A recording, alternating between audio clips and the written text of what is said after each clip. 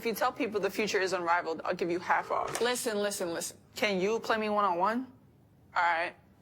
They just can't let it go. Okay. Unrivaled merchant partner. Don't worry. How can I help you? It'll fit you. Half off. Listen. Yes, I am unrivaled. We have a special guest joining the show, Paige Bueckers, UConn guard and Unrivaled NIL athlete. Their marketing partnership. Paige, how are you doing? I'm doing well. How are you? Good. We're so excited to have you on the show, and I know a lot of fans are looking forward to hearing from you. I know you're getting ready to join Unrivaled after your collegiate career, but you've been able to watch this league for a few weeks now. What is it about this league that makes you so excited to be a part of it, and how do you see it impacting the future of women's basketball? Yeah, I think just the opportunity for women to be able to have the opportunity to play in the offseason here in the United States, and just continue to make money, continue to grow the game, continue to get that exposure, and just the media coverage and just the support. You see it just continue to grow the game of women's basketball. And I think it's very exciting. It's different than normal 5-on-5, the WNBA, college basketball. So the 3-on-3 aspect of it is extremely fun to watch. What's up, Husky? I see you right now are in the practice facility. I asked you, it was 2 years ago when everything started, and I'm like, how is Coach handling this NIL stuff? Because I can't even, social media was a headache to him when I was playing there. So this is 2 years later. And first, I want to give you credit because you've navigated both exceptionally. But 2 years later, is it easier now to be a brand and an athlete at a high level? Has anything changed? Is there growth there from CD, coach, all of them? Yeah, definitely. It's been a learning experience for everyone involved. It happened extremely fast. So there was growing pains to it, but just making sure to continue to have your priorities straight. Basketball is always first. Obviously, being a student comes first as well. And then continue to grow your brand, build your wealth, capitalize off your name, image, and likeness. It's been a joy, and it's been very fun, and we're very blessed to have the opportunity.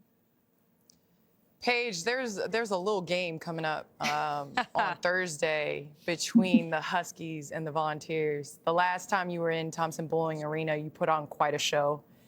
Is there something that you can say about going into a historic matchup? I grew up watching the Lady Vols and the Huskies clash. What can you say about your mindset going into a game like that? And did you grow up watching the iconic matchup of those two programs? Yeah, I mean, you just go into it with a lot of pride, knowing how much it means to both programs and both teams. And it's not just as much as you say, it's just another game. It's not a regular game, but at the end of the day, there's going to be a winner, there's going to be a loser, and you try to do everything to prepare in the upcoming days to be the winner and come out on top. So it's awesome to play in, walking into that arena. Everybody hates you. Everybody hates your guts. So I kind of grew up more, I would say UConn Notre Dame was more my time frame, but you definitely know the history when you come here. Bleeding blue, and they don't like the orange, and the orange doesn't like the blue. So we know that.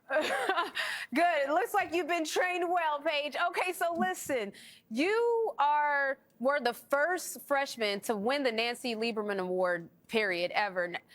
Shocking, not shocking if people don't know, but now you're back at it again, senior year, you're a top 10. Can you just talk about, is there anything left that you feel like you need to do in college before you go? You're at the top of a lot of standings. You've reached 2K points, the fastest in UConn history, passing Maya, everyone in 102 games. Is there anything left that you really, really want to accomplish? I think everybody knows the answer to that. Definitely want to get a natty.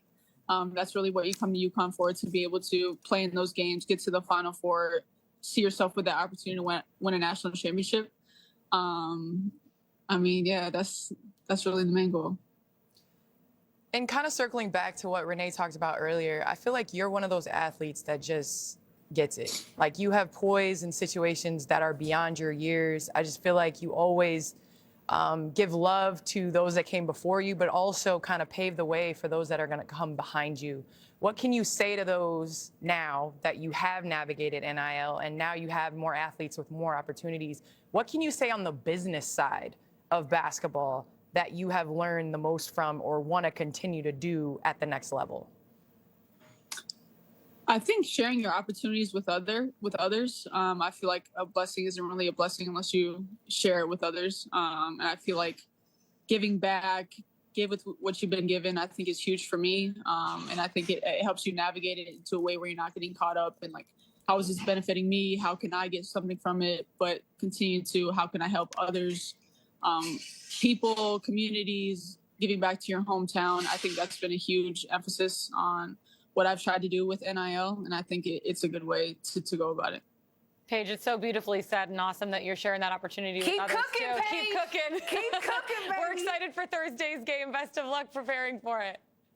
Thank you. Appreciate it. Thanks so much for coming on the show too. We really appreciate it. Renee